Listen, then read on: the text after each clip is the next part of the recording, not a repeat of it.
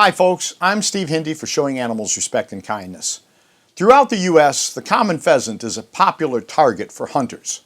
Let's spend just a few minutes looking at the issue of pheasant hunting. The pheasant is not native to North America. Pheasants were brought from Asia specifically to be shot in the 1800s. In a number of areas across the U.S., the pheasant population has thrived, but that has hurt some native birds. In 1989, the Chicago Reader reported that the success of pheasants in Illinois had come partly at the expense of the Illinois prairie chicken. The article was titled, "The Last Prairie Chickens." This challenges the notion that hunters are champions of conservation. A 1991 article in the publication Kansas Wildlife and Parks talked about the numerous problems with releasing cage-raised pheasants in the environment. The reason for these programs, which are still practiced by both government agencies and private interests today, is simple: to give animal serial killers as many opportunities as possible to feed their bloodlust. Since these birds have been fed, protected, and cared for by humans, they lack survival skills. Many of the birds exhibit little, if any, response when approached. If the pheasant is approached by a human with a gun, or a coyote with an appetite, or a car, the birds just tend to stand there.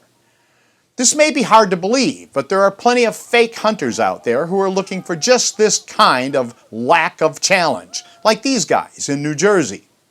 They don't want to hunt, they just want to kill. This kind of behavior demonstrates how low the hunting community has fallen. Releasing large numbers of cage-raised, non-native animals into a wild environment can throw off a predator-prey balance. Large numbers of animals kept in close quarters who are then released can be a pathway for disease spreading to wild animals. In a February 23, 1992 investigative story, the Peoria Journal-Star newspaper reported that the state of Illinois spent $1.4 million to raise pheasants for what are called put-and-take hunting. That means they take cage-raised pheasants, release them into a field, and fake hunters take them out.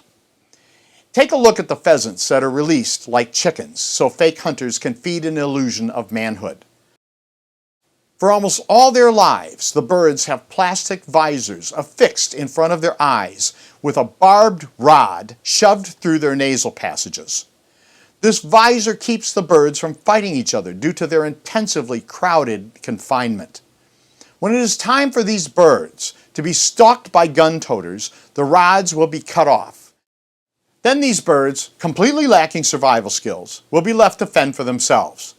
Go to a place where they are released to be shot, and you'll see pheasants wander onto the roads without so much as a hint of concern as cars bear down on them.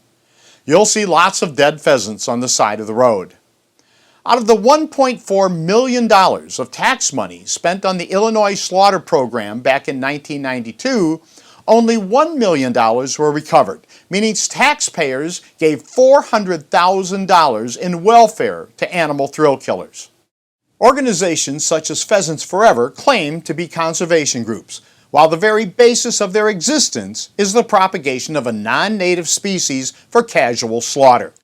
When you look at the facts, pheasant hunting really isn't hunting at all, is it?